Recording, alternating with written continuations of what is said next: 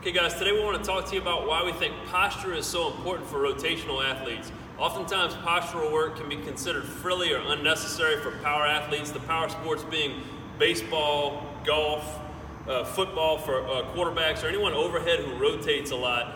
And I want to explain why, with rotation at such a premium for athletes who produce force in that transverse plane, why a neutral spinal posture is so important. And I invite you to grab a chair at home and try this out yourself just to see the impact of what a neutral spine can do to add rotation. So as an example, I'll just have you kind of hug yourself like this, go into full spinal flexion, so you're just crunching your spine, and then attempt from that position to rotate maximally, and you'll notice that rotation is extremely limited when the spine is flexed into a crunched position like that. Conversely, I'll invite you to go to full extension like that and hug yourself, and now try to rotate maximally from there in either direction, and you'll notice it's extremely cut off or limited in terms of how much you can rotate. And now I'd invite you to get to a tall and neutral posture. So if you look at me from a profile view, you'll see that my spine is upright. I'm in a perfectly neutral position. And now hug myself, and I'm going to rotate as far as I can now. And you'll see that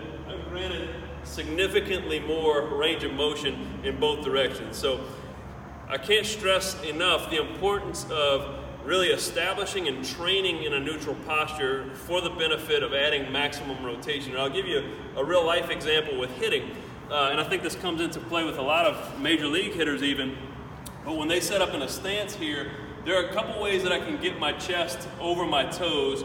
And one of them involves a neutral spine. In other words, if you look at my spinal position from here, my chest is over my toes. I'm in a good athletic base. With my center of gravity being slightly forward, I'm still athletic enough to where my toes are loaded and I can swing that way. Conversely, other athletes may tend to round their spine, thus reducing the amount of available rotation in their spine. So sitting into the hip and learning how to hinge from the hip authentically, keeping the spine perfectly neutral, grants me a ton of range of motion in that transverse plane, which helps me ultimately to produce force that's productive for my skill.